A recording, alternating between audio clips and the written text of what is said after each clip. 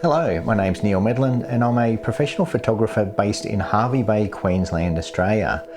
I do regular live streams on YouTube, so something you don't see often, and you'll get to speak to me live and in real time.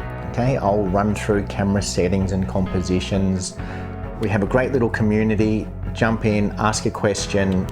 I'm happy to answer anything. Anyway, onto today's video.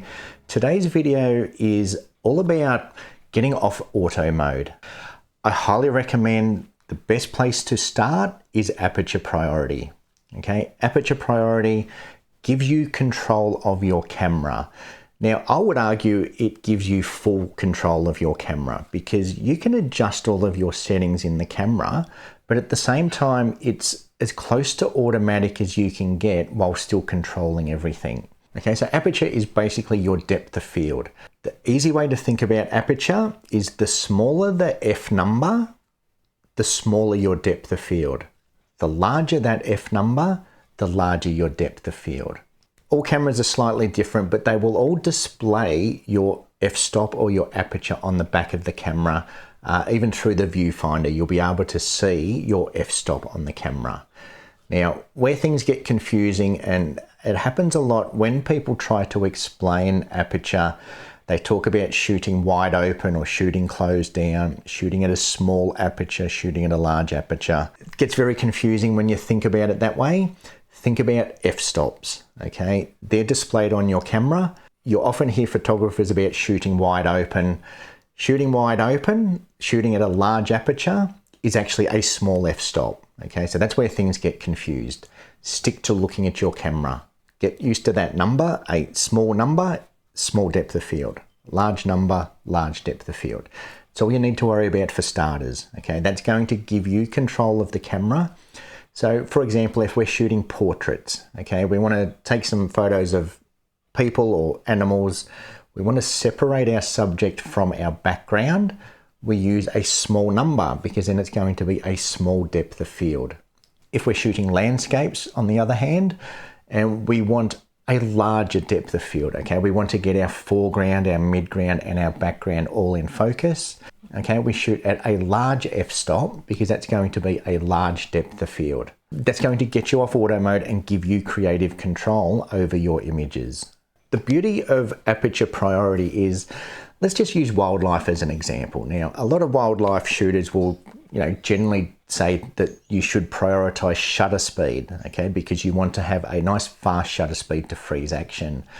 We can still control our shutter speed from aperture priority.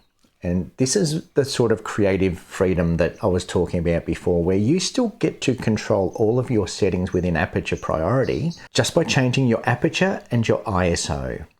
I always recommend shoot at the lowest ISO possible. Okay, so I always have my ISO set to 100 for starters.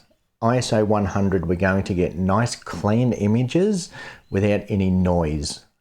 Noise is like the film grain. So the more we increase our ISO, the more film grain or noise we're going to introduce into the camera.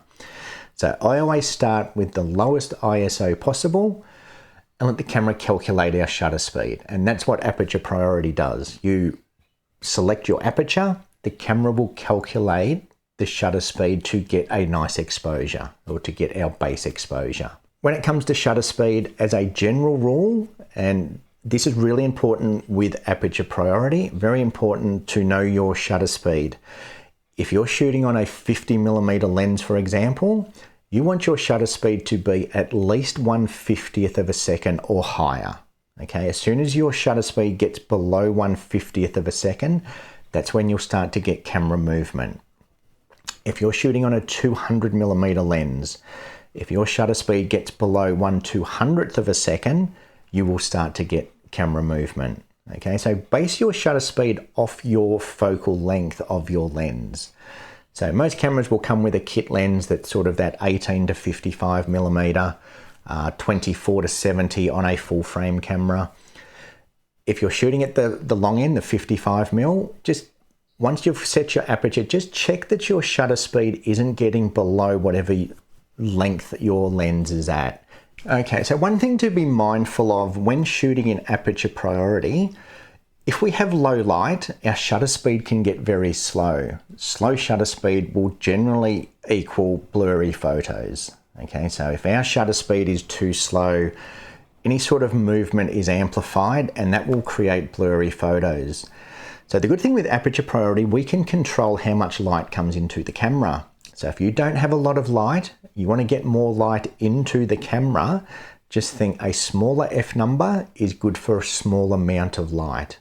So if you're shooting indoors and you find that your shutter speed's starting to get too slow and everything feels a bit sluggish when you shoot, take that aperture down. Take that aperture down to as low as it'll go and you'll find that it's letting more light into the camera. Okay, so another good way of thinking about it, low light, low aperture. So if you find, for example, we're doing a portrait in some low light. So you've got your aperture set to f4, for example, and your shutter speed's getting down to half a second, so it's too slow. This is where we can actually control our ISO, so we can control how much light comes into the camera. If we bump up our ISO, that's going to increase our shutter speed. Okay, so I hope that makes sense. If you find that your shutter speed's getting too slow and everything feels sluggish, find your ISO button and increase ISO until you can start to see your shutter speed getting a little bit faster. To get off auto mode, aperture priority, control your depth of field for starters. Okay, good way to start. Don't overthink it. You will know when your shutter speed's too slow, trust me. You will know, you will feel it. As soon as you feel that that shutter speed's too slow, bump up ISO, that will speed up your shutter speed, and then you'll be able to handhold and shoot and get nice, sharp, clean images. Okay, alternatively, shoot on a tripod. Okay, so a lot of landscape photographers use aperture priority. I spent many years using aperture priority, still use it occasionally.